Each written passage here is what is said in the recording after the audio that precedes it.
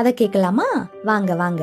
ஒரு நாள் அந்த குட்டி தம்பி ஏசப்பா கிட்ட கேட்டாரா, ஏசப்பா நாம ஏன் தாழ்மையா இருக்கணும்? அதுக்கு ஏசப்பா சொன்ன கதைய கேக்கலாமா? ஒரு குளத்துல நண்பர்களான 2 கொக்குகளும் பெருமை கொண்ட ஆமையும் வாழ்ந்துட்டு வந்தாங்களாம். திடீர்னு குளத்துல தண்ணீர் குறைஞ்சுக்கிட்டு வரத பார்த்த அந்த ஆமை அதோட ஃப்ரெண்ட்ஸ் கொக்குங்க கிட்ட அதுல இருந்து தப்பிக்க ஒரு யோசனை சொல்லிச்சான். நான் ஒரு தடிய கவ்வி பிடிச்சுக்கிறேன், நீங்க தடியோட 2 பக்கத்தையும் பிடிச்சபடி என்ன தூக்கி பறந்து போய் தண்ணி இருக்கிற வேற குளத்துல சேர்த்துடுங்கன்னு சொல்லிச்சான். அதுக்கு சம்மதிச்ச 2 கொக்குகளும் தடிய வாயில கவ்வியபடி ஆமைய தூக்கிட்டு போச்சான். இத கீழே இருந்து பார்த்த பசங்க கத்தி ஆரவாரம் செஞ்சாங்களா. அத பார்த்த அகந்த கொண்ட ஆமை அதோட ஐடியாவை தான் பாராட்டுறாங்கன்னு நினைச்சு இது என்னோட ஐடியாதான்னு சொல்ல வாயை திறந்து கீழே விழுந்து செத்தே போச்சாங்க.